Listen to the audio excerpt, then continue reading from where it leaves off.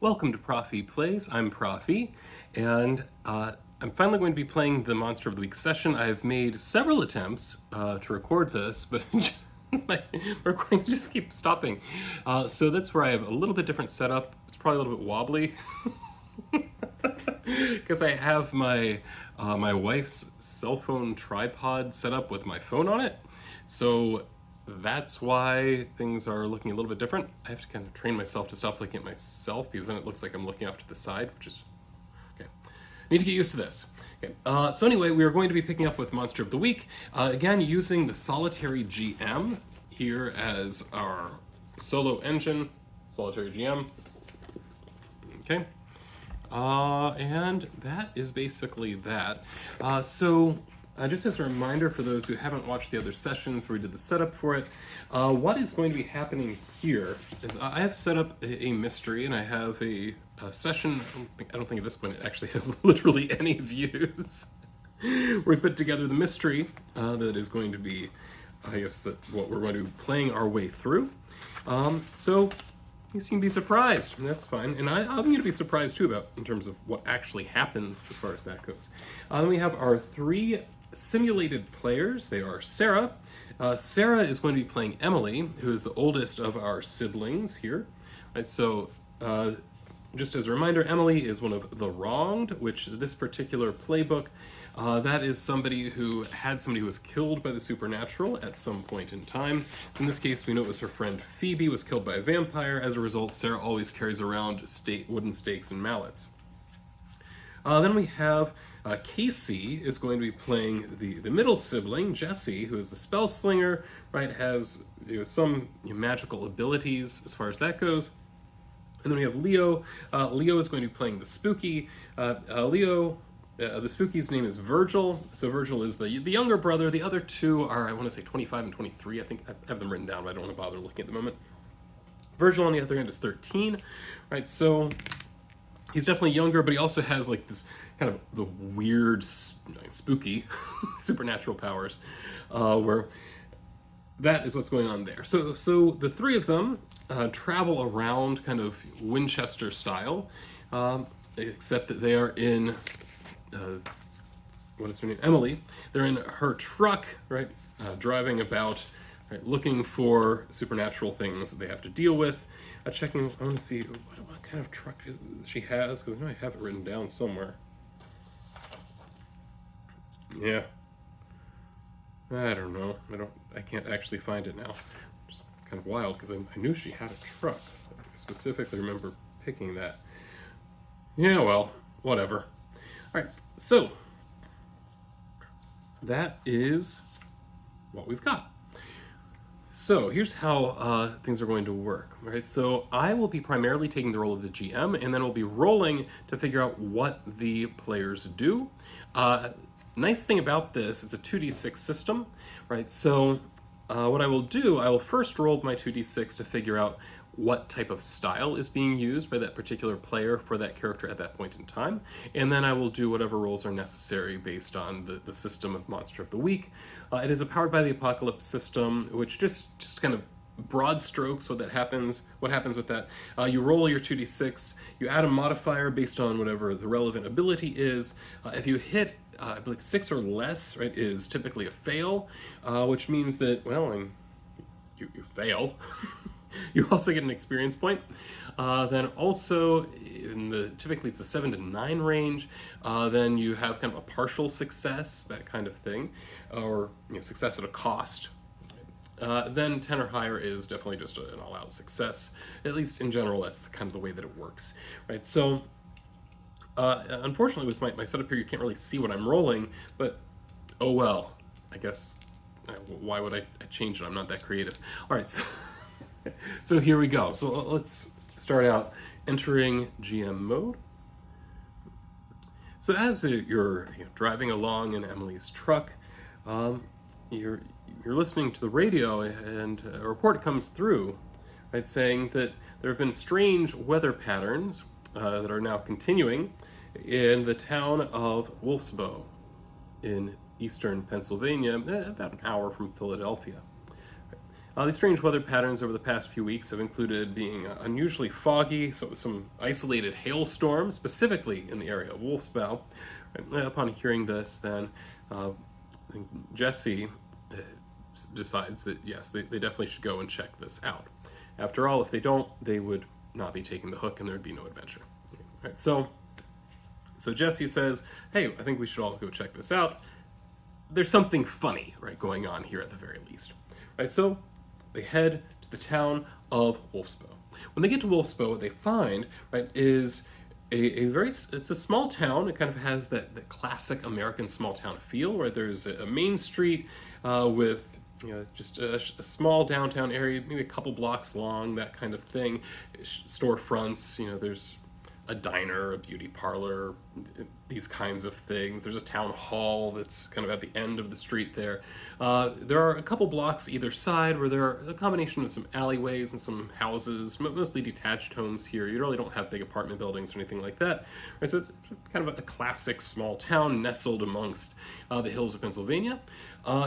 You can, right, from standing downtown, right, you can easily see, right, the forest in any particular direction that you want to go. There's forest there, right? So you're definitely somewhat isolated as far as that goes. All right, so you're here. What do? So I think it makes sense here. So that's me, GM, handing it now over to the players. So it makes sense to me that Sarah, that is playing Emily. Emily is the oldest sibling, is the one whose truck they were driving around in. It's there it is. If you want, you may take a classic car, classic motorcycle, plain pickup, or plain van. Yeah, so plain pickup is what we said. Yeah. Okay. Circled that so I could see it next time. All right.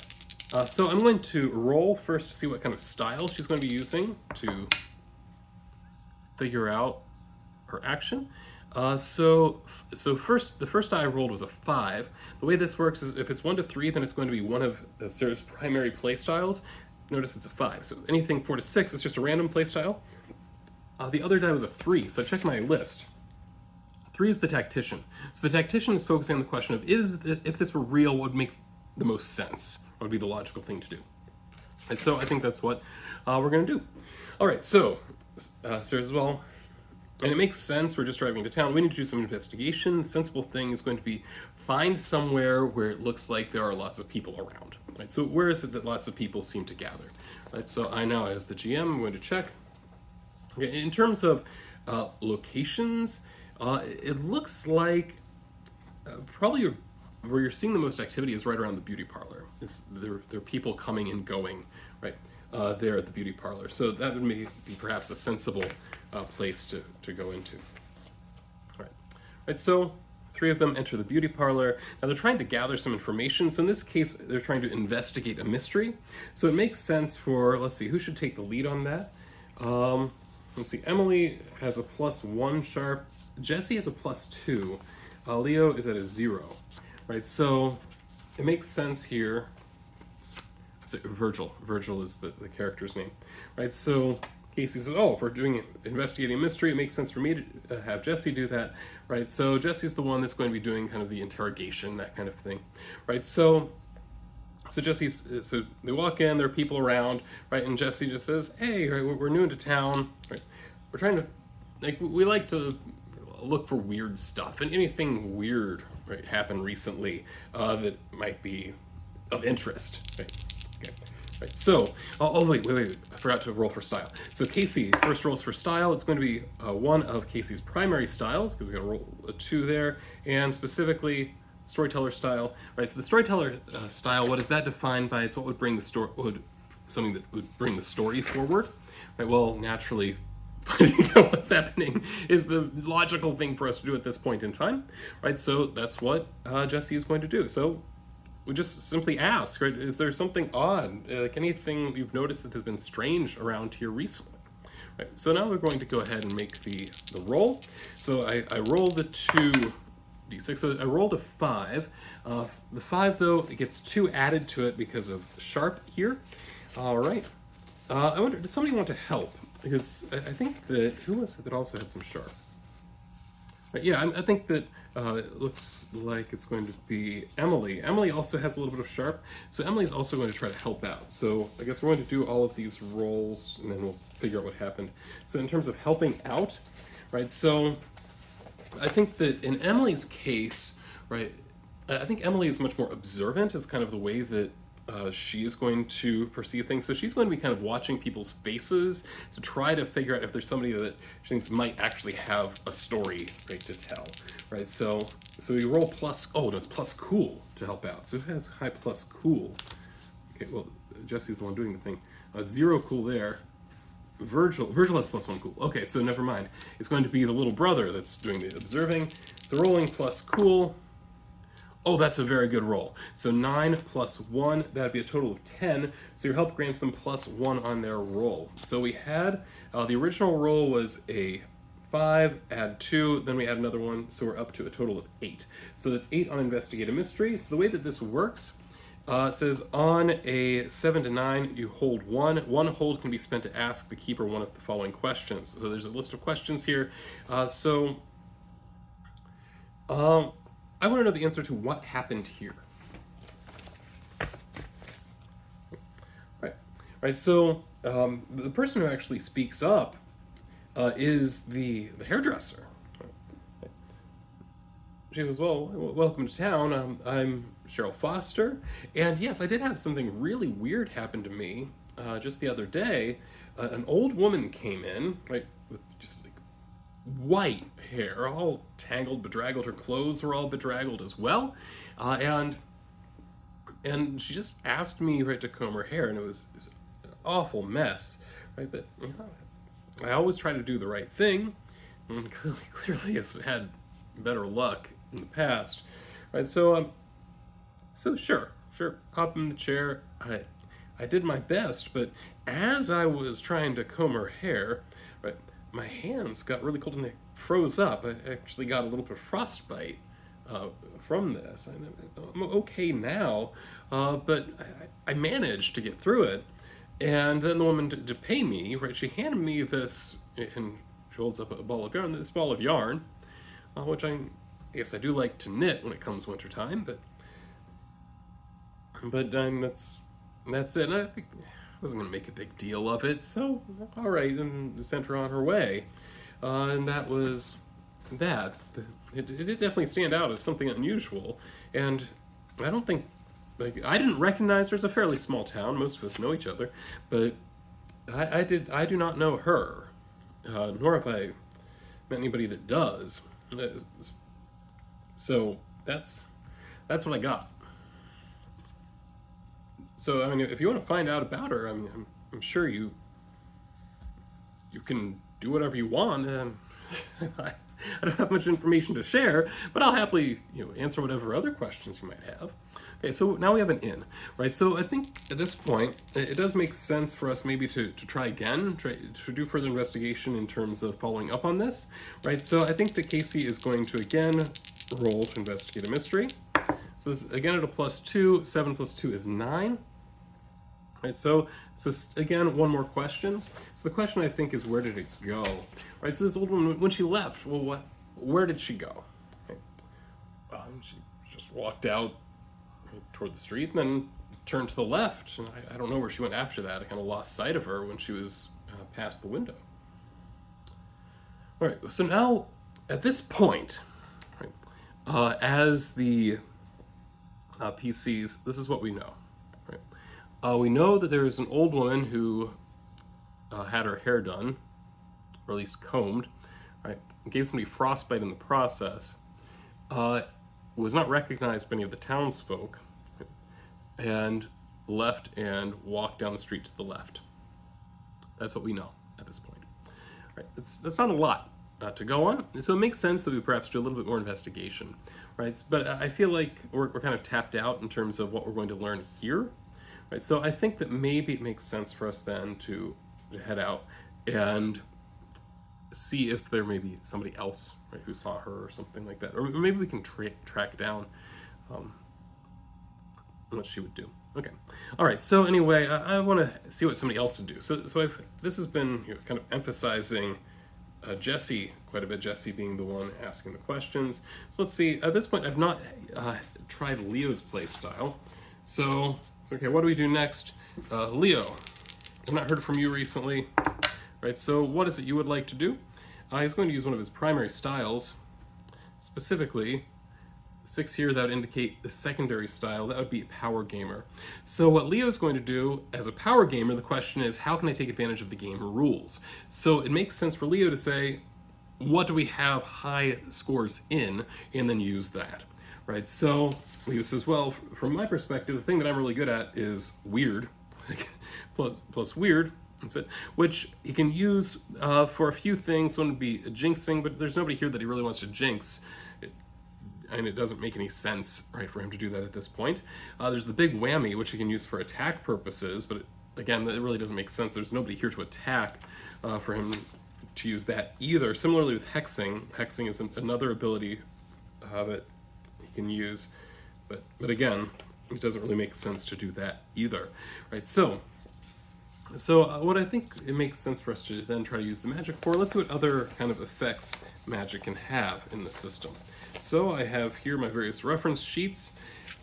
Using magic here, it's mostly useful for kind of attack sort of things. So enchanting weapons, just doing direct harm, doing things that are beyond human limitations, right? Barring a place or portal to a specific person or a type of creature, trap a specific person, minion, or monster, banish a spirit or curse from the person, object, or place it inhabits, summon a monster into the world, communicate with something that you do not share a language with, observe another place or time, heal one harm from an injury, or cure a disease, neutralize poison. So those are all the different possibilities. So the one that stands out to me at this point is observing another place or time, right? So it makes sense to me what Leo's going to try to do. Leo is going to try to summon up within himself. He has these weird abilities, right? His powers have an unsavory source. We really don't know what it is. That is the source at this point, right? But let's go ahead and try it. Now we know that in his case, if things go wrong, it's very likely to spark something like violence, rage, poor impulse control, these kinds of things, right? So whenever something goes wrong, that's something that may happen here, right? So just to be aware. All right. So he wants to try to take advantage of this, and what he's going to do, he's going to go out into okay, so here's what he's thinking. He is going to go out in front of the beauty parlor, look in the direction that the woman we were told, Cheryl said that this woman went, and is going to try, right, to look back in time to see where this creature or woman or whatever it was went to, right? So he can see if he can see where she walked, is the idea. All right, so let's go ahead and try this. It's a weird. I think that he is going to make sense here for him to get some help potentially, although plus cool, no, actually it doesn't. Neither of the other two have very good cool. Right, so Leo's going to be the one. He's going to try to use his magic. It's at a +2, and he rolls a 5. +2 is a 7. Right, so the way that 7 that this is going to work, 7 being a partial success, right? So it works imperfectly. We choose the effect, and we also choose a glitch. Right? The keeper decides what effect the glitch has. So from a player's perspective, the effect is I want to look back in time to see this woman and what she was doing here in this town. So the possible glitches would be the effect is weakened, is of short duration, you take 1 harm, ignore armor, magic draws immediate unwelcome attention, or there's some kind of problematic side effect. Okay. All right. So this is a fairly simple spell to cast. I think it's going to take him not very long, like 10 seconds or something like that. I don't think it's going to require a big ritual or something like, given the context here for him, because he's weird. All right. Or his spookiness is going to make up for that. So I think it makes sense, or he's just going to kind of try to throw his attention back in time, right? And I think he is actually going to take a harm from it. Like, just looking, the effect is weakened or of short duration. That's not going to be helpful because that's going to eliminate the possibility of us actually seeing where she went, which is really the goal, right? Taking a harm that draws immediate unwelcome attention. I don't think we want that right now. We just came into town. And it has a problematic side effect, maybe, but that could be really dangerous. So I think it makes sense. Yep, we're just going to take a harm. Okay. All right. So when you take a harm, so maybe that he falls down, he takes -1 ongoing, he passes out, or he has intense pain, so something like that. So what I'm imagining is that he throws his senses back and just screams out in pain, right, as he's hit with just this splitting headache, right, and an intense sense of cold as well, right. So, and I imagine him actually falling to his knees as he's screaming in pain, and his sister and another sibling, like, okay, what's going on? A little bit thrown off, but we know this sometimes happens, right? Right. Say, well, what is it? What happened? Right? And as he kind of comes to himself, right, he has taken a little bit of harm. Let me see what I want to see about healing, because I know that there is some. Okay, for recovery, improve and receive first aid, and later when you rest, heal 1. Okay, so whenever he gets the chance to rest, that 1 will go away. Okay, he says, okay, I looked back and this is what I saw. I could see, right, the woman as she left, and it was like she walked straight through me where I'm standing now, right, and then walked that way, right, past town hall, right, and up into those woods over there, and I lost sight of her after that, but she definitely walked right past all the houses and up into the woods. That is where she went to. So, whatever she is, right, she was in the woods. So I think it makes sense now. Okay, so Leo's had a chance, so let's see how people are going to react. Right, so, I'm just going to kind of cycle through. So we've had Jesse did some stuff, so let's see, what's Sarah's reaction going to be? Right, Sarah is thinking according to a random type, and that random type is number 5. Number 5 is the method actor. So the question then becomes, the method actor says, what action best fits my character's personality? So Emily, the wronged, I think that as a person, right, Emily's relationship with Virgil, right, is, okay, they're related. That's it. Okay, but she does occasionally just lose it, right? So at this point, I think Emily is thinking, okay, whatever this thing is, right, I have acted too slowly in the past, right? And that got a friend of mine killed. So I don't want to do that. So if we think it's up in those woods, we need to go up in those woods and deal with this thing somehow. Right? So that is what Emily is thinking. Emily's going to start marching up in that direction, the general direction that Virgil pointed out. Right? So that is what Emily's doing. Okay. All right. Meanwhile, what are the others doing? So I want to see about Jesse. Right, so Gemily, what is it? Jesse, that is Casey's character. Jesse is acting according to one of their primary types, specifically their primary type, which is storyteller. So what is it that's going to bring the story forward? At this point, I would like us to move toward an initial conflict. I think that makes sense, right? So Jesse's on board. So sure, let's go and confront this thing. We can learn more about it if we can find it. So yeah, let's do it. Let's do it. How about Virgil? What's Virgil doing?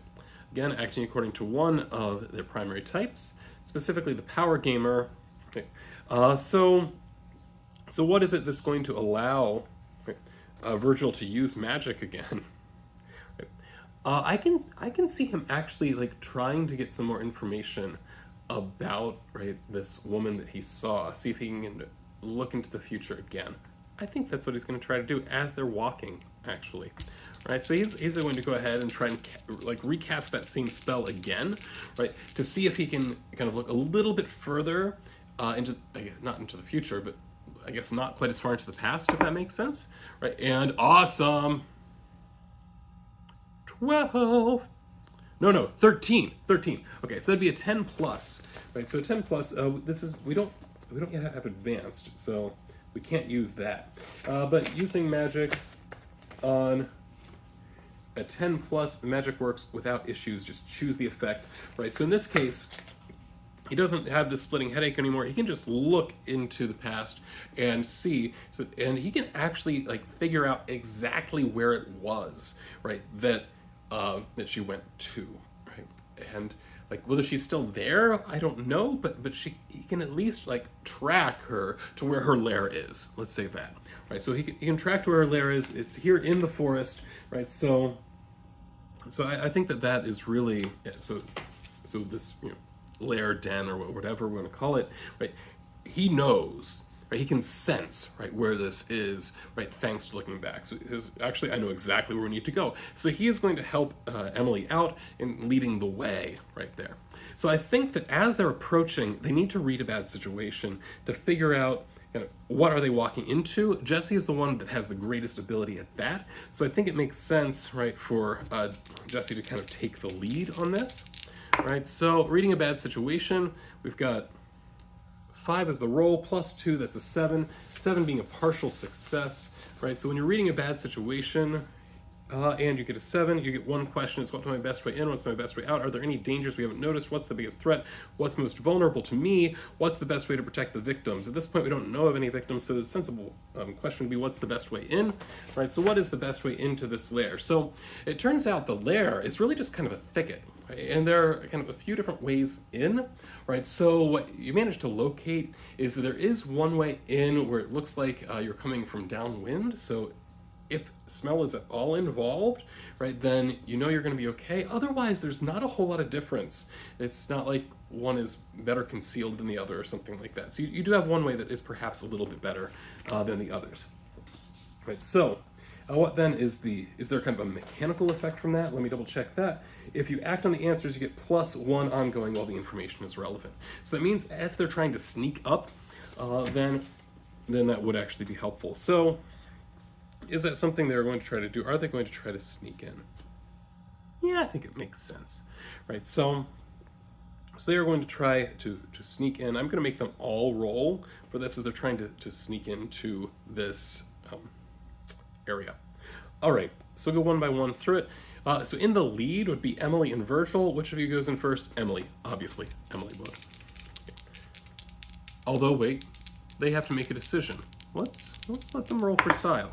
What does Sarah's style say? Playing Emily, doing a random style, specifically style number 1. The power gamer, the question then that Sarah's going to be asking is, who has the better ability to sneak in quietly first? So this would be so sneaking in, I'm going to say, is an acting under pressure. Cool. So she would want to let Virgil go first. Right. Meanwhile, Leo is going to be using one of his primary styles, specifically the butt kicker style, right, which is his primary style. So yeah, he'll go first. Why not? That's the most likely to get into a fight. So Leo goes in, not particularly sneakily, right, is what I'm thinking. So rather than sneaking in, Leo is charging in, right, to this den. After all, the goal is for us to have an initial confrontation. Let's go ahead and make that initial confrontation happen, right? Right, sure. I will say, I have attempted to record this. I believe this is my 3rd or 4th time.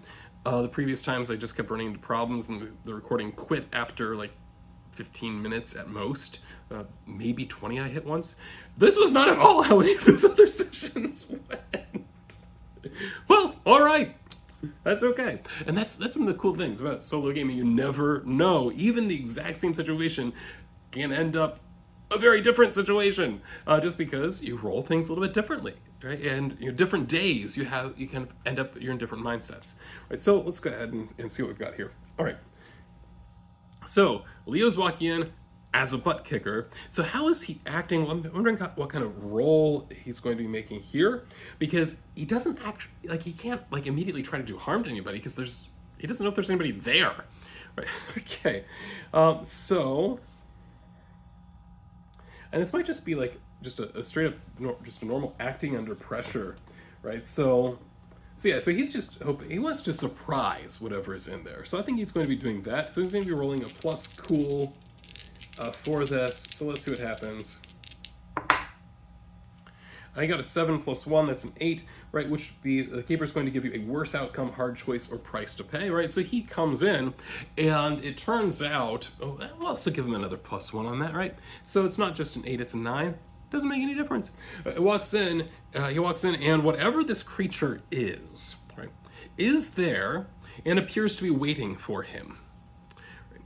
Which means he's going to have to start by immediately coming to a fight, and I'm going to say at a -1 for this roll. So he is going to make, immediately, going to have to make a fighting roll. Now, because he has magic, okay, where is he? Oh, there he is, okay. Now, because he has this ability to use magic for harm purposes, right, then he's going to try to use the, oh wait, no, he's surprised. I don't think he can immediately try to use what I thought he was going to try to do. Because he's surprised. So how is that going to affect things would be an interesting question. Okay. Well, yeah, I'm just going to say he has to roll plus tough, right? So he gets attacked out of nowhere, right? I'll grab my die that fell. Got it. It happens, right? So, this is fantastic. That's not what I rolled. This was what I rolled. 3 plus 1 for tough. Even if he was using magic, this is going to be a fail, right? So this is real bad, right? And that he just, well, he got some experience. Right. So Leo just got attacked, right, by this woman, and has this intense sense, right, of cold, right, that comes over him, right? He feels almost ill from it as well, and he takes a significant amount of harm. It's actually 3 harm that happens here, which means he is now unstable, actually. So that is not good at all, right? So Virgil walks in, gets immediately slammed, right, with some kind of cold wave or something, right? He's in bad shape real quick. Who follows in after him? Well, I mean, we know that Emily was kind of taking the lead as well, but just letting Leo go in first, and he was very willing to do that, right? So what is it? How is Sarah going to react? Sarah's going to react according to one of her primary types, specifically, yes, her primary type, that is the storyteller type. We want to find out a little bit more about this creature, and I think that's going to be what moves the story forward here. We don't want Virgil to die, though that might actually be a good story, but we're not going to do that yet. If he's going to die, it should be, like, dramatically, not just, I stumbled into this lair, right? So I think it makes the most sense that she is going to step in and is going to perform an attack. Now, she is relatively good at this, so her tough is a +2. Right, so she's going to go ahead and roll that. So she's going to attack this thing, try to attack and like fend it off. Well, I think that they do need to plan a strategic retreat here relatively soon. Okay, as I said, her attack's pretty good. Right, 11 plus another 2, that would make it 13. Pretty good, pretty good. All right, so what is the effect of that? I have to keep flipping through my papers. I should just keep this paper nearby. All right, so when you're attacking, you and whatever you're fighting inflict harm on each other. The amount of harm is based on the established dangers in the game. It usually means you inflict harm rating based on your weapon, and your enemy inflicts their attacks harm rating against you, but this is also 10 plus, you get one extra effect. That is either take +1 forward or give +1 forward to somebody else, inflicting additional harm, suffering less harm, or forcing them where you want them. Ooh. Oh, that's, So what I'm thinking is going to be happening here, I think it makes the most sense.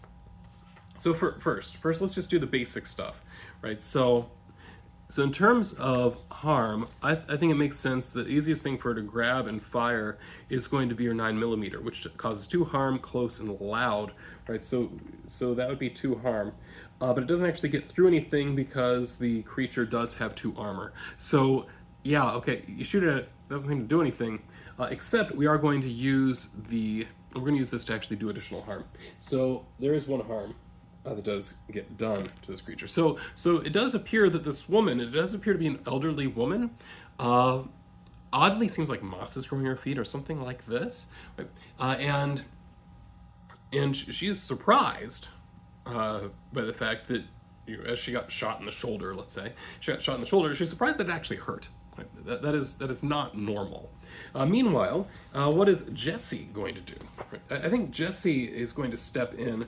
I'm imagining that Jesse is kind of the protective sibling that is going to try to get in between, right, Leo and this creature. So I think that Casey is going to probably try to protect. Oh no, protecting someone Jesse is not good at. They're not very good at. So instead, all right, I guess we are going to instead use combat magic. I mean, okay, this makes sense, I suppose. Right. All right.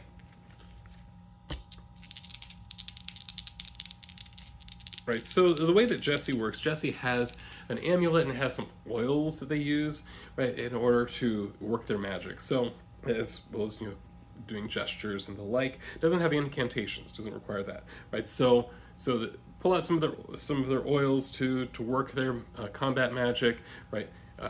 Their amulet starts to glow as they're gesturing, and they do this spell, which does have 9 is the total that we rolled here. Right, so looking at that total of 9, the effect of this is going to be, right, so this is combat magic, roll plus weird. All right.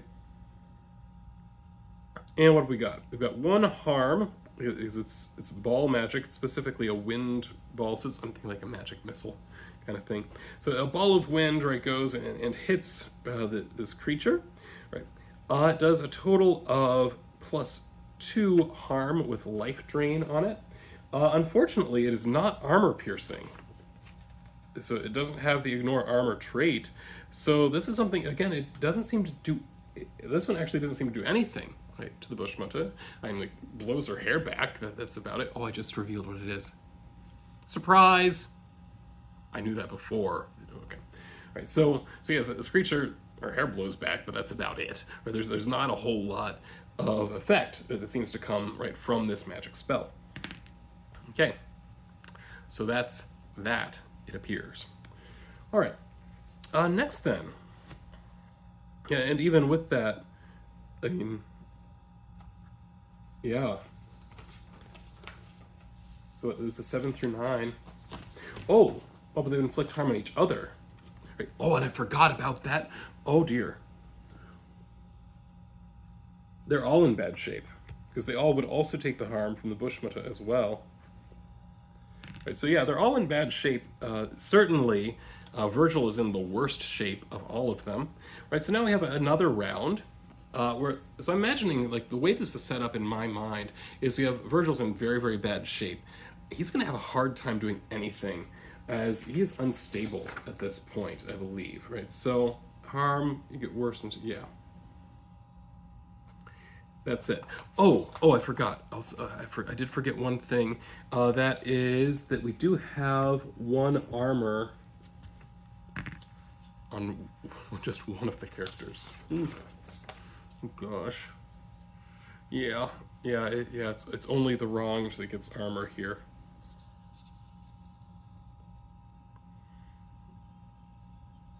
All right. Well, that's about it.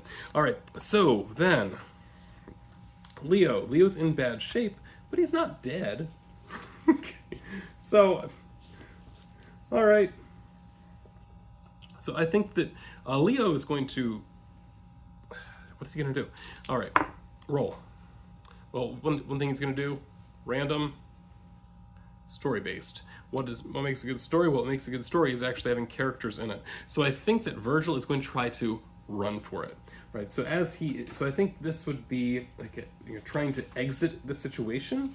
I don't know if there are specific rules for that. To be perfectly, I feel like there probably are, but I don't know what it would be. So I'm just going to do this as an act under pressure.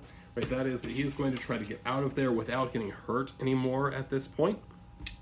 Right, so that is his goal. So he's going to be rolling this at a plus cool. Right, he rolls an 8. Right, which means then with his plus cool, that's a +1. He ends up with a 9. So there's going to be a somewhat worse outcome. So I'm going to say that as he is leaving, he does get slammed again. Right, but it's not that hard. Right, so he only takes a little bit of damage from this. Right, so he's up to 5 harm at this point, which means he is in very bad shape. Let's be very clear. And he is in bad enough shape that he will get worse, right, as time goes on, unless something is done, right, to save him. Okay, right. Meanwhile, wait. No. This is the time. This is the time. He is not going to do that. Instead, he is going to use one of his luck points. What a luck point allows you to do, it allows you to change a roll to 12 or to avoid all harm from an injury. He is going to use this to change that roll to 12, which means he gets exactly what he wants without any harm. So yes, Virgil does manage to stand up and run away, and he is out of there. Now, we've got to come back around to Emily.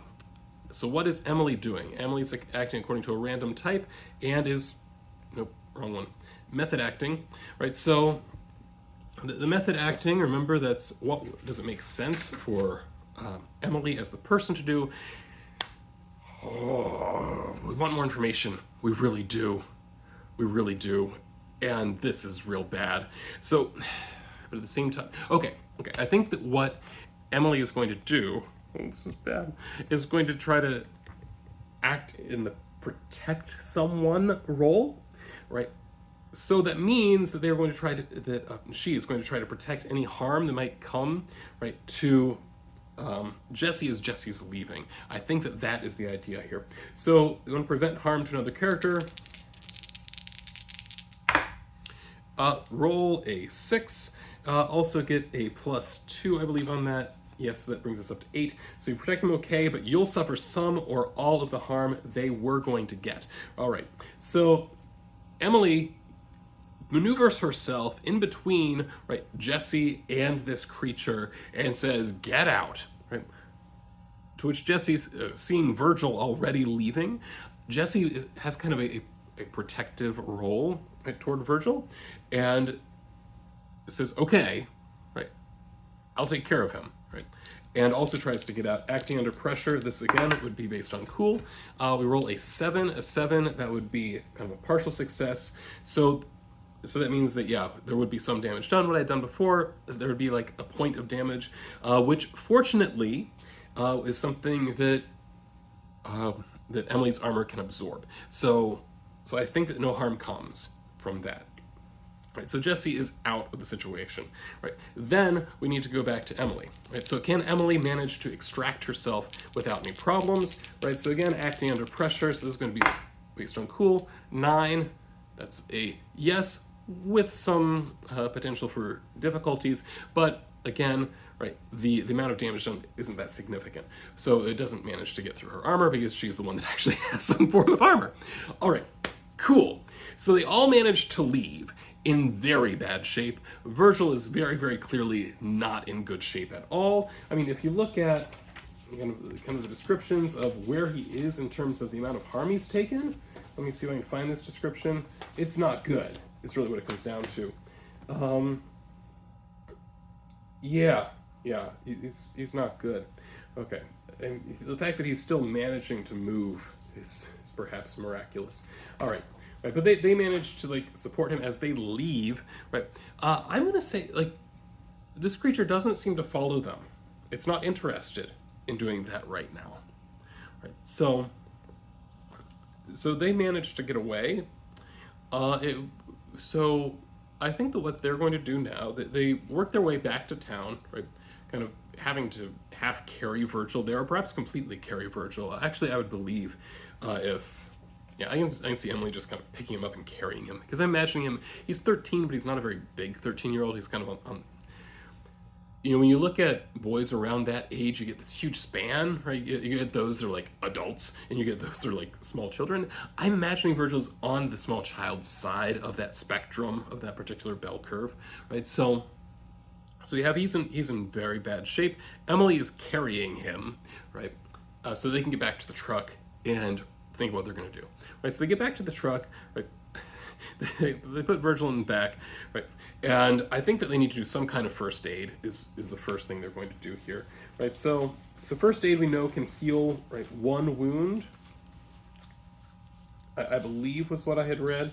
Recovery, right? So 0 harm wounds are considered healed. Right? 1 to 3 improve when you receive first aid, and later when you rest. Unstable wounds require first aid to become stable. While unstable, they make it worse. Okay, so 4+ harm wounds require a healing move, time in an infirmary or hospital, or magical healing. So, all right. So at this point, so they do some first aid, which is going to stabilize him. So he's no longer unstable, right? Because he's not super bad off. He's just barely past the point where he'd be considered unstable, right? I think that, what is it, like healing 1 is something they can get fairly quickly. Yeah, when you see first aid. So they're kind of patching up their wounds, so each of them can heal 1 that way. And I also see the potential for our spell slinger, Jesse, to say, okay, I know Virgil's in bad shape, right? Like, he's still in bad shape, even though he's technically stable now. Right, so let's go ahead and use some magic on him. Now, is this something... Is there... Yeah, I'm going to say he's going to try to help out with this. I don't know. We'll find out. So, rolling plus cool. 6. That's not good. So no, he in fact does not help. And this would be, he has failed. That's making things worse. And he's failing while trying to help using magic. So he taps into his inner self and immediately goes into a rage. Right? He starts lashing out at the people around him. Right? So the people around him happen to be his sister Emily and his sibling Jesse. It's not good for them. All right, so what is he going to be doing to them, like, while he is out of control? I think it makes sense, right, that he is going to be attacking them, right, with magic. I mean, that's a sensible thing for him to be doing, right? So I think this is going to be equivalent to Hex. Hex is the ability here, right? So when you cast a spell with use magic as well as the normal effects, you may pick from the following. So suffering 2 harm, ignoring armor. I think this makes sense, right? So yeah, that's what we're gonna do. We're gonna do that using magic.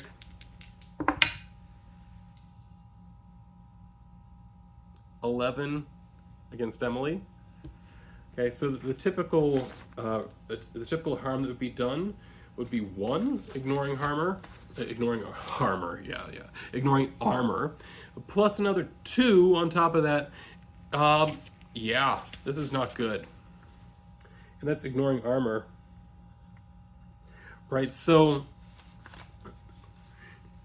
immediately, as they are, as Jesse is starting to perform this ritual, he says, "Oh no, I can help," right? And okay, this is all obvious too. So like his eyes start glowing red, right? And he screams, and then we have Emily, right? Yells as well, right? Yells in pain, right? As her eyes begin to bleed, which they know this has happened before. This happened with one of his friends. This is one of the ways that we found out that he had magical abilities. And then what about, does the same kind of thing happen to Jesse? Oh, yes. All right.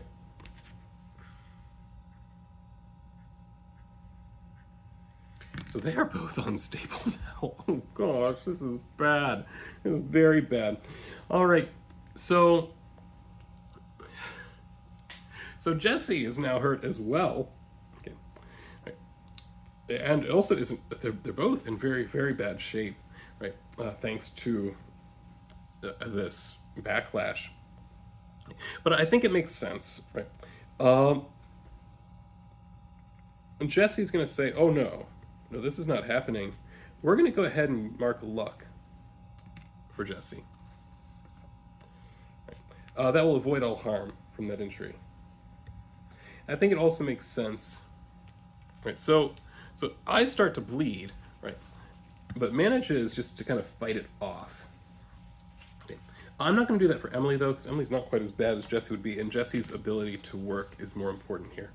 So Jesse's like, all right, Emily, I'll get to you in a minute. For now, I need to focus on getting Virgil where he needs to be. Good. 12. Okay. Right, so 12 indicates that we get the positive result that we want, which would be healing one harm from an injury. Right, so that then allows Virgil to be a little bit better off than he was. Right. And now we administer some first aid. Oh, goodness. Administer some first aid to Emily. Right. So now Emily is stable, so we're okay here. All right, now Emily is still bad enough. Yeah, Emily's gonna need some magical healing if she's going to be able to continue healing at all. The other two will heal over time. The way that I think I'm gonna run this is basically every day they'll heal a point, that kind of thing. So I think, all right, now Leo, when he finally comes to himself, right, realizes what he has done, right, and feels bad about it, and says, oh no, it happened again, right, I'm sorry, right, and is going to try to heal Emily using his powers, which he does roll an 11, right, so this works, this works, right, so he comes to his senses, he does in fact heal her, right, so they're all right now sitting at 2 or 3 points of harm, which is not good at all.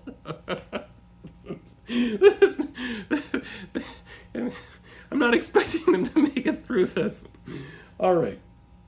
Well, they did do at least a little bit of harm, right, to the creature. All right.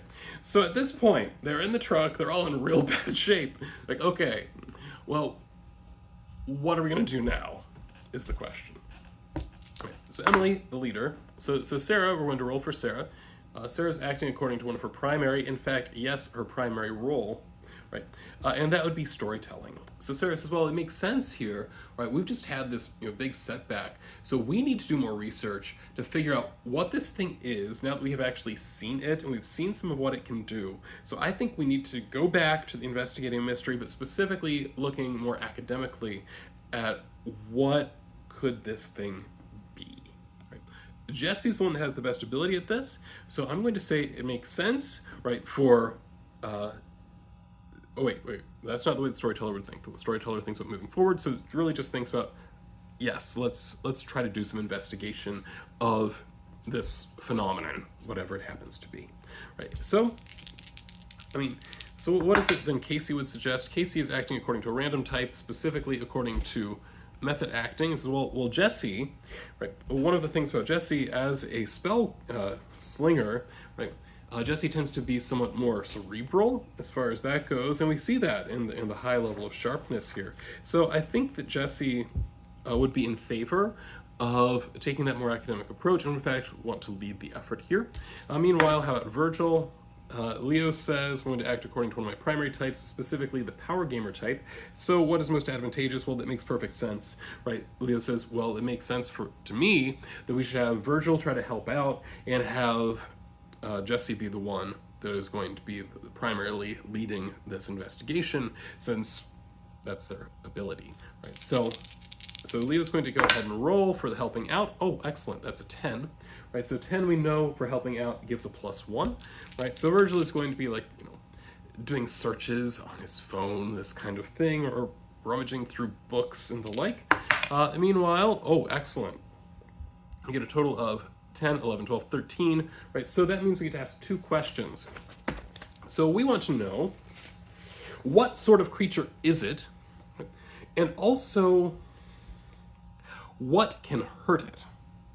Is what we're looking for. Okay. So here's where we get some lore. Right, so as Jesse does research along with Virgil while Emily is busy, I think, kind of keeping a lookout, that kind of thing. What they discover, right, is that what they have witnessed matches up with an old German legend. Right, this old German legend is about the Buschmutter or the Buschgroßmutter. Right? These are two slightly different creatures that nonetheless seem to be related in the folklore. Right? Where one of them, the Buschgroßmutter, the big trait of she's a very ambivalent spirit. How she treats you depends on how you treat her, right? So if you do things like comb her hair because she asked, right, then you'll be treated reasonably well. Now, it's a hard thing to do because your hands start freezing up because her head is so cold. And this perfectly matches what you've seen.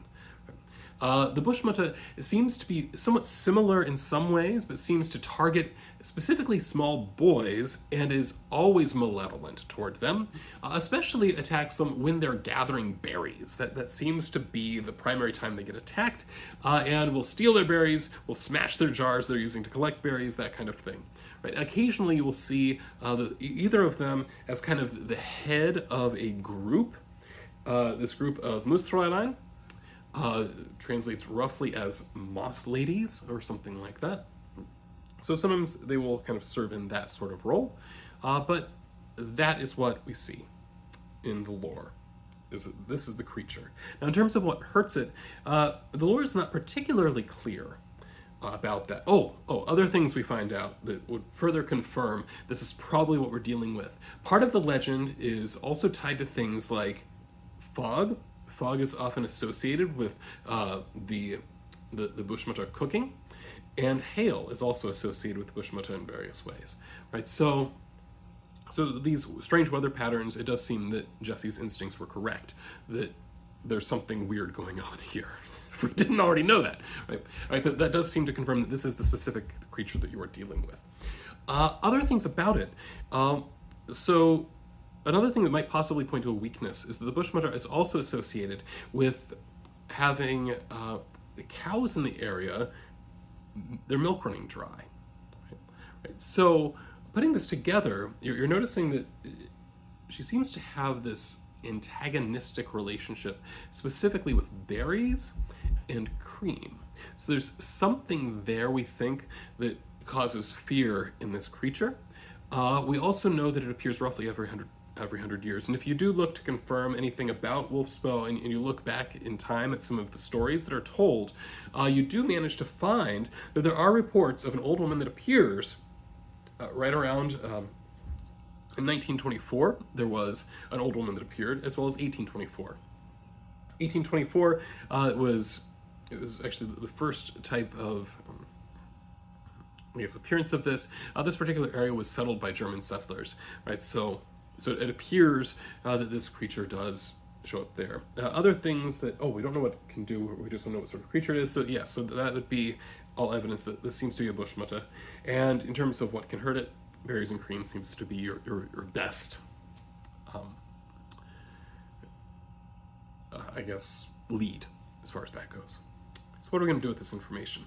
Well, the three of them get together to chat about it.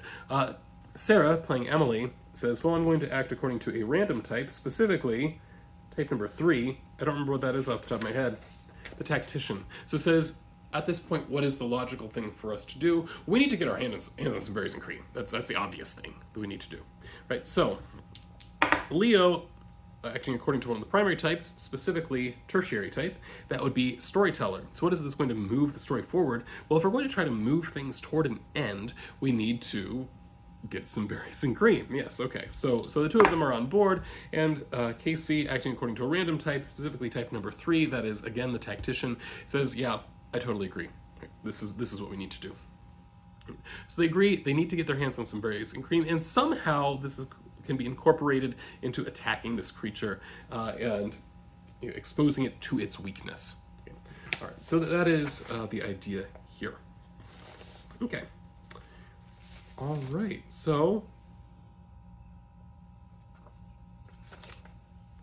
sorry, I was just looking at some of my notes here. All right.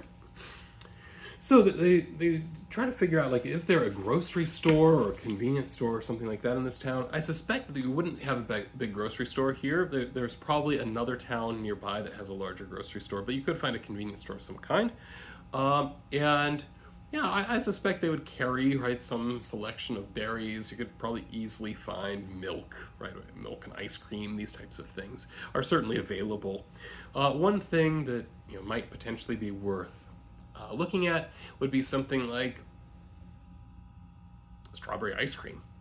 That might be like a reasonable thing, right, for you to acquire. Right? Because after all, as long as it's made with real berries, right, it would have berries and cream involved, right? So it would combine the two, right? So I think that yeah, they managed to actually track this stuff down without too much problem. That's not the kind of thing you need to roll for, because like I can go grocery shopping without much chance of failure, right? So yeah, so they managed to do this. Now the next thing they need to do is figure out how they're actually going to do this. How do they like apply the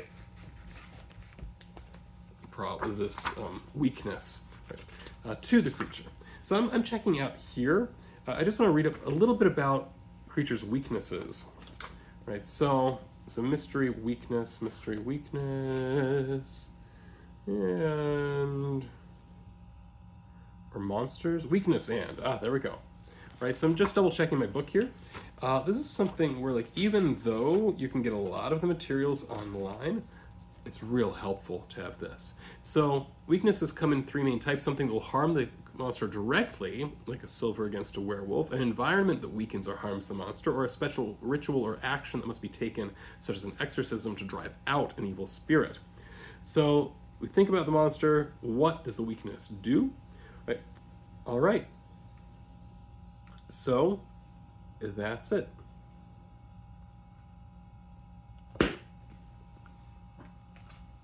So I'm thinking, like, this bears, the way that I'm imagining this working is that it actually does direct harm, right? So like if you plaster berries and the strawberry ice cream on it, that in fact is going to hurt it directly, is what I'm imagining happening.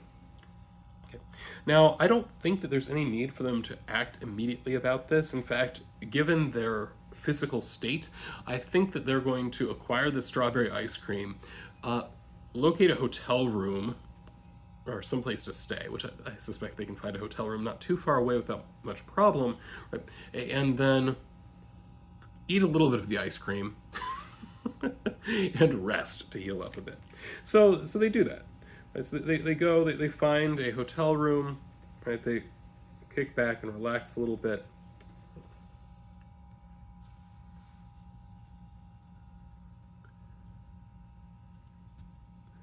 And awake the next morning. Okay. The next morning, they come down to the hotel lobby. And when they come down to the hotel lobby, what they find, right, is that the person who is manning the desk there, right, is clearly having a hard time holding it together. Right? So they ask, they say, well, what happened? And he says, well, we have some of the boys in the town about your age, we're looking at Virgil, right, went missing last night. They went out, right, it's a good season for raspberries. Real life note here, it is actually raspberry season at the time that I'm recording this, and we have some raspberry bushes at my house. Love them. Okay, anyway, fantastic. That is one thing. Gardening recommendation. There are lots of things that you can grow at home that are not worth it because either they're too hard to grow or they're too cheap at the store, so it really doesn't make sense, right? So, something like lettuce. I grow lettuce, don't get me wrong, but I grow buttercrunch because that's somewhat easier to grow than iceberg, and I like iceberg better, and iceberg is really cheap. It's like between $1 and $2 a head, right? At least where I live, right? I just grow buttercrunch because I bought the seeds kind of on a whim once, and I still have them because they give you 1 million seeds when you buy them, right? So that's why I have buttercrunch, not because it makes much sense. Similarly with like tomatoes aren't outrageously expensive a lot of the time, and they're a little bit finicky in terms of getting them to grow, right? So are they better at home? Sure, sure. But one thing that I definitely recommend, if you have the space to do it, grow raspberries, because berries are always outrageously expensive at the grocery store, and they're super easy to grow. It's real easy. I mean, you basically, and you have some maintenance you have to do, and you have to cut out the old canes once a year. That's it, right? And you can get quite a bit of berries off them, and they will spread over time. So highly recommend put in some raspberry bushes. You can probably get a raspberry bush for about, the same price as 2 quarts of berries. So you may as well, right, get that if you have the space for it in a reasonable climate. Anyway, berries aside, right? So they go back. So they have done this. The kid was out picking berries and was attacked. Let me see if I can find the name of this person. Oh, no, I actually don't have the name of them, except that, one of them, oh, here we go. Yeah, so is the Oberlin boy and the Smiths boy, right, are missing. Right? They went out, right, to go berry picking in the woods, because there are wild raspberries up there, and we've not seen them since last night when they went up.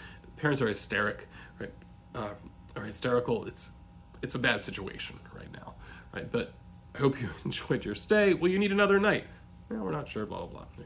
Okay. Anyway, so now we know that someone, right, has apparently been captured, right, by the Buschmutter, it seems. And we know where it is. So, I think, what do we want to do with the situation? Sarah says, random type, tactician. Leo says, random type, storyteller. And Casey says, random type, tactician. Right? So what's going to end up winning is the tactical thing. So what is the most logical thing for us to do if this were real? Right? Do we, having met this thing before, knowing that we have its weakness, do we just go up and try to attack the thing ourselves? Right? Or another possible option would be, can we try to get the townspeople involved? They're already involved, as far as that goes. The question is, do we make them explicitly involved with this and let them know what we know, so that they can be involved with this? From a storytelling perspective, and here I think is where the storytelling is going to come in, tactically I don't think it makes a lot of difference, simply because we are the seasoned monster hunters, they are not. Right? So the odds that they are going to do much that is actually going to be helpful is fairly small. The odds that they're going to get in the way is fairly high. Right? So I don't think that that's the path we want to follow. I think it makes more sense for us to try to deal with this problem ourselves, right? Try to recover, right, these kids that have been taken, right, and also to deal with this Buschmutter. Okay. All right. So I think that's what we've decided, that tactically that is what makes sense. Storytelling, this is what makes sense because we are, after all, the heroes, right? It doesn't make sense to hand that heroism over to somebody else from a story perspective. So that is what we're going to do. So the three of us are going to go. We are now prepared. We have the strawberry ice cream, and I think it also makes sense that last night Emily was doing things like dipping all of her ammo in ice cream and that kind of thing. So I think that is something that's going to be going on here. Okay, cool. So, let's see what we can do with this. Right, so we go up to the, where we know, right, the lair was, and I think it makes, okay, do we hear the kids screaming? Maybe not. Well, you know what, let's go ahead and read a bad situation, because we know that we're going into a bad situation. So let's go ahead and see what Jesse's elf eyes, Jesse is not an elf, I just love that line, what they see. 8 plus 2 is 10. All right, that's good. So in terms of reading a bad situation, a 10, hold 3. Oh, nice. Okay, so are there any dangers we haven't noticed? That's the first question. In terms of you haven't noticed, I'm going to say no. No, there is no evidence there's anything here that you haven't seen before. That's where we are. What's the biggest threat? The biggest threat, very clearly, the Buschmutter. Right? And what's most vulnerable? What's the best way to predict the victims? That's a good question. Well, you get them out fast. That's the obvious thing. Right? There are lots of exits from this thicket. right? It's not going to be that hard, right, to get them to run, right? So, yeah, assuming they're not like bound up or something like that, which maybe they are, right? We can't see them yet. Whoa! I need to stop shaking the table. Okay, we can't see them yet, so we don't know for sure, right? But it's possible. It's possible. All right. So that's where we are. Let's try it. Okay. So we come in. How are we going to approach the coming in? Sarah says, as a storyteller. Similarly for Leo. And Jesse, or Casey says, as a method actor. What would Jesse do? Well, Jesse's the protective one. So all of them are kind of approaching this from a more story character perspective. Okay. Right, so how are we approaching this then? I mean, what makes them, and the vision that I have in my mind, so let's do this. We come in, and we're not trying to be quiet at all. We're in fact perfectly willing to take on some of the damage that is going to be taken. So I think that tactically, what we want to do, Emily is the one that, I'm not thinking tactically, but from a story perspective as well, I think it makes sense from Emily's character's perspective that she's the tank, right? She's the one that's going to be trying to protect other people. Meanwhile, the other two are going to be the ones that are going to be trying to actually like attack the Buschmutter. So let's do that. All right, so here we go. Right, so I'm going to have them act in order of age, so I'm going to roll that way. So Emily going first is coming in and is trying to place herself right between herself and wherever she sees these boys are, and then we can observe what they're like. Right, so in terms of tormenting these children, I'm thinking that they are going to be, they're going to have their hands kind of bound up in ice or something along those lines. Right, so here's what Emily is doing. Emily is going in and is going to, I don't know why I'm rolling this. I didn't say what she's trying to do first. Right, so what is she trying to do? So Emily comes in, sees that they are bound up in ice, and is going to try to free them. Right, that is really her goal. Right, so I think that is really the goal at this point. So this is more acting under pressure really than protecting someone, because we're not trying to prevent harm to them. They're not under attack, but they are in a bad situation. So we're acting under pressure here. So this is rolling plus cool, which is just a straight up roll. That would be a 7 here, right? So that is going to give you a worse outcome, a hard choice, or a price to pay, right? Well, I mean, what it really comes down to is that it's going to take some time, right, to break the ice out here. So you're probably going to end up taking some damage in the process, and you probably can't save yourself from all of it. So like as you run in, you're the first one to act, and the Buschmutter is right behind you, right, and is like throwing ice at you, that kind of thing. Not literal ice, right, but it is, you know, hitting you with cold. Right. All right, so rather than take the harm, we're going to use a little bit of luck. Okay. Next, Spellslinger Jesse comes in. Spellslinger Jesse is planning to just use combat magic. No. That doesn't make any sense, because we know that their combat magic doesn't do enough damage to actually hurt. So, okay, scratch that. It's coming in and throwing ice cream. Which is, frankly, a little bit hilarious, let's be honest. All right, so throwing ice cream at the Buschmutter. Right. So I think this is just going to be a normal attack with at tough, which is not great. Actually, this is not at all right. Casey's strength. We'll put it that way. Nonetheless, 9 minus 1 is still 8. Right. So when you look at that, so you are going to inflict harm on each other. Right. So I'm going to say, right, that this. The way the ice cream works, it does 1 harm, but it is ignoring armor, right? So, there we go. So the Buschmutter takes a point. Oh wait, no, just 1 point. It would have healed from what was before. Okay.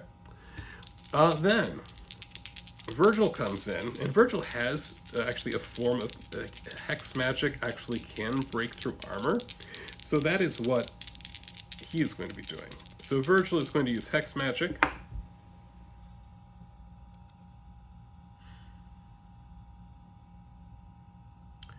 Ooh.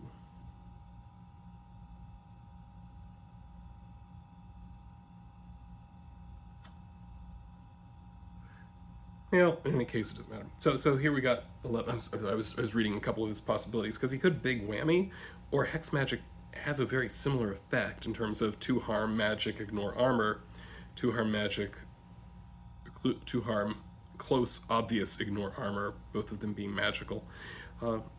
So I think hex is the one that is less likely to have a magical backlash. So we'll do that. So we've got 9 plus 2 is 11. 11 is awesome, because that means they are going to do harm to each other. So that'd be 2 harm for the Buschmutter. Also 3 harm to Virgil, but he is going to luck that away. Right? And then as a result of getting more than 10, he is going to take 1 forward. That's tempting. Right. No, we're going to do a terrible harm. All right. So at this point, the Buschmutter has taken 4 harm. Okay. She's still going, though. All right, so cycling back through. So it is, again, taking some time for Emily to do what she needs to do. Right. This time, getting 7 here. So again, partial success. Right, so I think, again, there would be some damage that would be done to her as there's all this cold magic being thrown around here. So I think that she would end up taking 3 harm, but she's going to spend a luck point instead. That's one of the joys of only using these characters once. You can just spend luck points so they don't have to take damage. All right, then Jessie is again going to just toss ice cream. Right? All right. 7 minus 1 is a 6. 6 is a fail. So now we have some ice cream being thrown on the ground. This is not good. But that does also mean that she is going... Oh, she does at least get an experience point for it. That's not bad. At the same time, she would be getting... what? She would take 3 points of cold damage. That'd be real bad.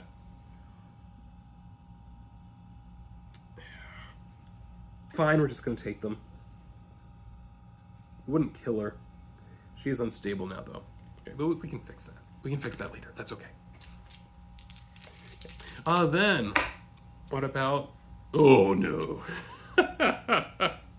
Another fail. This is a failed hex attempt roll. So, on a fail... Oh, what happens? Because, I mean, technically... Oh no, this is just a use magic spell. So on a fail, what happens if we're using magic? Weirdly, it doesn't actually say. All right, so we do get experience though from it. That's something. But I'm thinking again, the poor impulse control comes over him, and that means this magical effect is going to get misdirected, right? And it's going to have an effect then instead on, well, which of the two? I'll just roll this die. 1 through 3, it has an effect on the elder sister. 4 through 6, it would be on the middle sibling. So this would be, again, 2 damage, ignoring armor, which she's gonna take. She's in bad shape. No, not she. No, this is they. No, so Jessie's taking this damage in very bad shape. Can't really take more damage, or will die, or at least be dying if they take 1 more point of damage. Very bad. Okay, so back around now. Okay, and we've got another fail.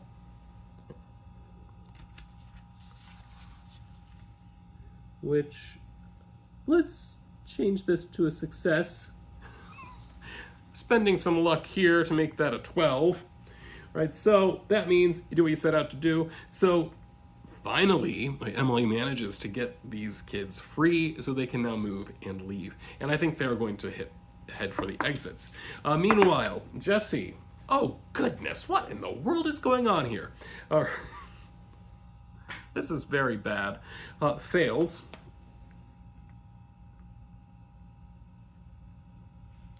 At the, and this is the tossing ice cream thing, so no damage done here, except we're gonna have to spend a luck point. Otherwise, Jesse's dead. Okay. All right, and how about now we have Virgil. Right, so Virgil is again using hex magic. Much better. Right, 12.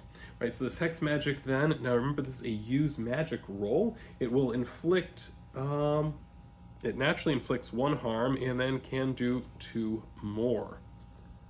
Okay. And without any negative side effects. Awesome. So it's 3.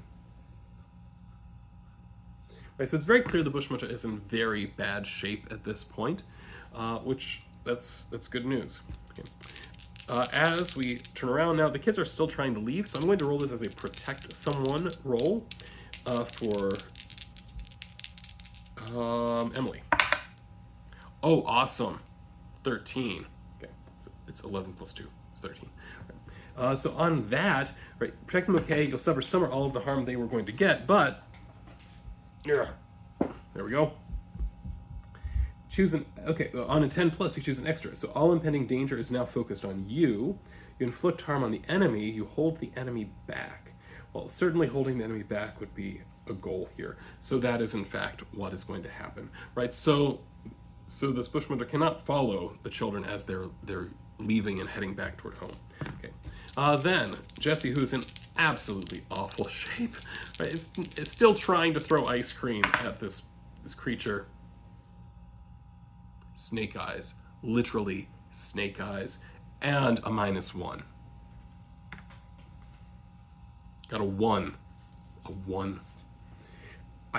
I don't know that it's possible for that to go worse. Oh gosh.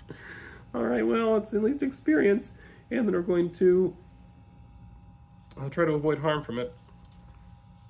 I mean, no. Let's actually sacrifice that experience point, transform this to a 12 instead. There we go. So yes, it works by pure luck, certainly not ability. Okay, and we end up there. Okay, cool. And finally, Virgil trying to wrap this up and using hex magic. Excellent. 9 plus 2 is 11. Right, so that 11 for hex magic. Okay, I have to say, never actually attacking is a reasonable goal. Seems to work. All right, so 9 plus 2 would make it 11. 11 on use magic means you get your effect without any kind of negative side effects. So that means we would normally have a +1, but then this is also hex, so you get 2 more. That's 3 points of harm. And the Buschmutter explodes, right, in a shower of ice. And these ice shards, right, it being mid-late June, right, begin to melt slowly because you are under the cover of the forest, so there's a lot of direct sunlight here. It's a little bit cooler here than it would be if you were in the direct sun, right? But the Buschmutter is gone. All right, so let's back away, right? Pan out, and the people of the town of Wolfsbow are happy that the boys were found, are somewhat confused by the stories that were told of this older woman by these boys, and how they were, in fact, how their hands and feet were frozen in ice so they could not escape. But as much as the people say, well, it's nice you're making up these stories, they thank the 3 siblings for returning their children to them, and they definitely are willing to. They do have like a clinic here where they're very happy to provide Jesse with the treatment that they need. Because they're in bad shape, like 2 points from death. Not good. I guess no, it'd be 2 points from death. Because they had 6 points of damage, 7, you're dying, right? But 8 dead. Okay. Right, so that the siblings, after a few days to recuperate, and Jesse is still in bad shape at this point, though the other two siblings, Emily and Virgil, have recovered by then. They then hop in Emily's truck, saying 3 days, something like that. So Jesse is finally to the point where they will heal naturally over time. Okay. And that is the end, right, of this session. All right. So the last thing I want to do, just to kind of demonstrate some more of how this works, at the end of the session, the keeper will ask the following questions. That is, did we conclude the current mystery? The answer here is yes. Right? Did we save someone from certain death or worse? That's not so clear. We don't know what the plan was for these boys, but they certainly were in danger. Did we learn something new and important about the world? Maybe. So we might have 2 here. Did we learn something new and important about one of the hunters? I don't think that's true. All right, so we have 1 or 2 yes answers, so they each get to mark 1 experience for this adventure. There's 1. So nobody has enough experience here that they would have an advancement yet. They did all manage to survive, though. But while they may have managed to survive, they did expend a lot of luck to make that happen. All right, so that is Monster of the Week and how we can use the solitary GM to simulate what the players will do. Just kind of some final thoughts before I close this video down. I think this is kind of an interesting way to approach things. It's definitely different than the way that I would typically solo play, right? In that kind of knowing what the mystery is certainly gave a lot more direction to it, right? And that's something that I've been kind of playing with recently, because I know when I've played with like a lot of the GM emulators, they focus so much on randomness that I often find myself getting very scattered. Right? You know, focusing things back into a single quest or story or mystery or what have you can be a challenge with all the randomness being thrown in at me. So taking this perspective of here's the thing we're going to be dealing with, and as I said, there was certainly was surprise. This was not at all the way that things started out. That was not how I expected things to start out. And like I said, the first 2 or 3 times, I forget what it was, that I tried to record this and things failed. It's not what happened, right? So there is still a lot of surprise, but the surprise comes from how is it that the player characters are acting. So if you're somebody that really likes the GM role, I think the solitary GM is a cool way to put yourself in that role and still end up being somewhat surprised by how things happen. And so I think that this is a neat thing to try.